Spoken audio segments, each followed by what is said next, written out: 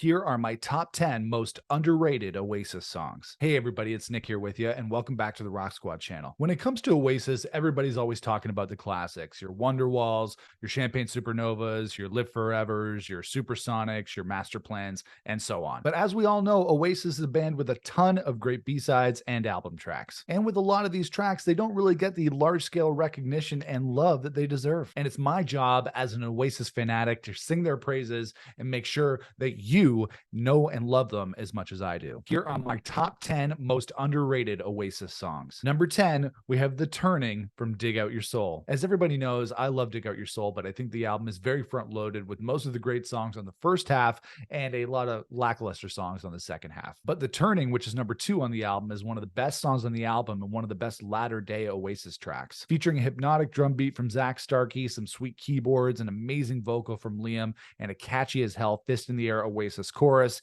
It's one of the best Oasis tracks from later in their career. It's just one of those tracks that makes you wonder what Oasis could have been, what it would have been like if they hadn't broke up and made another record. But alas, we'll never know. In at number 9, we have Guess God Thinks I'm Able. This Liam Penn track from Don't Believe the Truth is really one of the best tracks that he wrote while Oasis were together. And after some so-so songwriting efforts on the previous albums like Little James and Born on a Different Cloud, I think Liam's songwriting really hit its stride and hit another level on Don't Believe the Truth. This track in particular features a really great vocal from Liam and some really great breezy acoustic guitar, and lyrically it sounds like it could be about his relationship with Noel. I'm not so sure. Who knows? But it's underrated and it's great. And at number 8, we have She Is Love. This is one of Noel's tracks from Heath and Chemistry, and there's another acoustic track on this record, Liam Gallagher's Songbird, which gets all the attention and all the love. But for me, this is the superior acoustic track on Heath and Chemistry, obviously because Noel's singing it, because Noel is the king of acoustic tracks, and I really love the carefree vibe of this song,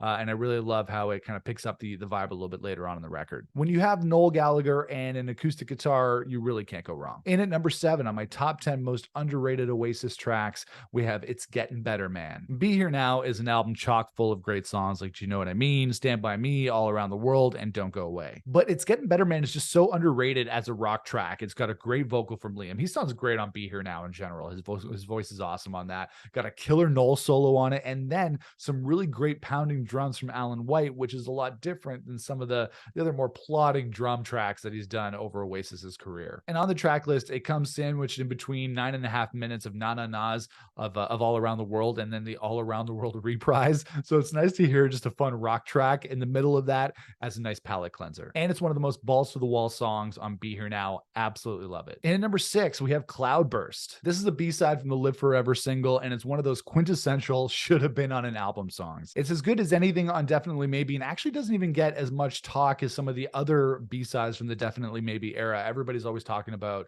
tracks like Listen Up and Fade Away and songs like that. I Am the Walrus, their Beatles cover, but this one doesn't get as much love, and it absolutely should because it's a great track. It's high energy, it's got a groove to it, a great vocal from Liam, and it's one of those songs that could have been a radio hit in another universe. In at number 5, we have Hey Now. Obviously, What's the Story, Morning Glory is a classic album with a lot of classic songs on it. You got Wonderwall, Don't Look Back in Anger, Champagne Supernova, you got the title track, you got Some Might Say, you got Hello, the list goes on. But the 5th track on the record, Hey Now, doesn't get as much attention, as much love as the other tracks do. And it's such a shame because it's a really strong track and really carries the middle part of the album when you think about it. It comes after Don't Look Back in Anger, then you have that little intermission, that little swamp song track going into Some Might Say. Without that Hey Now track, without that really strong track in the middle, the album might not be as good as it is. It's great to have all those singles and hits, but if you don't have those key tracks, those key album tracks in the middle, if they don't kick ass, then your entire album's going to fall apart. So let's give some love to tracks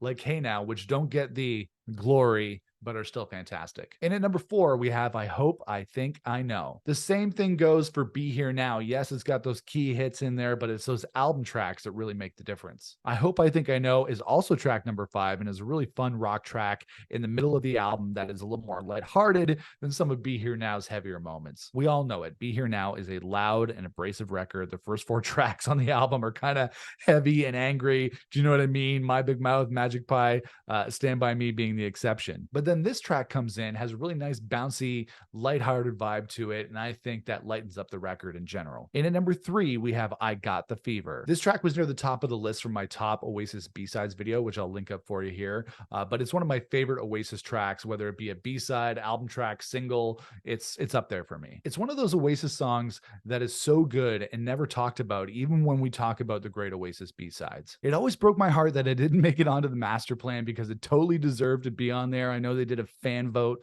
back in 98 to get it on there, but it couldn't make it. But that's a shame because it's one of the best Oasis B-sides and one of the best Oasis tracks in general. It also could have made it on to Be Here Now, and I wouldn't have complained. And at number 2, we have Thank You for the Good Times. This was also on my top B-sides list, and for good reason. It's a great song. It's a crime that the best song that Andy Bell wrote for Oasis ended up as a B-side and not on an Oasis album. He's a great songwriter, but the band always chose other songs to be on the albums, like A Quick Peep and The Nature of Reality, which is the worst Oasis song in my opinion, so it made no sense to me. So you have to dig a little bit deeper to find the best song that Andy Bell wrote for Oasis. It's on the Stop Crying Your Heart Out single, and it's great. In at number 1, we have Waiting for the Rapture. This has always been one of my favorite tracks off Dig Out Your Soul. Noel Gallagher was exploring a different side of his songwriting on that album. He had dirtier guitars and bluesier vocals. This song always reminded me of the Black Keys or something. It's like a distorted blues dirge, and it's among Noel's dirtiest tracks, sonically speaking. And it was a style that he kind of abandoned once Oasis broke up and he formed Noel Gallagher's High Flying Birds, which is a much cleaner and more classic style Noel kind of thing. But it's still one of the best and most underrated Oasis tracks in my opinion. And that is it. That is my list of my top 10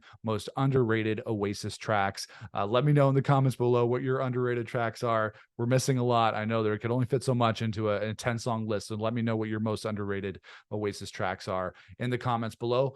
Toss this video a like if you liked the video. Make sure to subscribe to us here on the Rock Squad channel if you love to rock out as much as we do. Check us out on social media on Instagram and TikTok at Rock Squad Pod. And I'll see you guys again for another video here on the Rock Squad channel. Until then, rock on, everybody.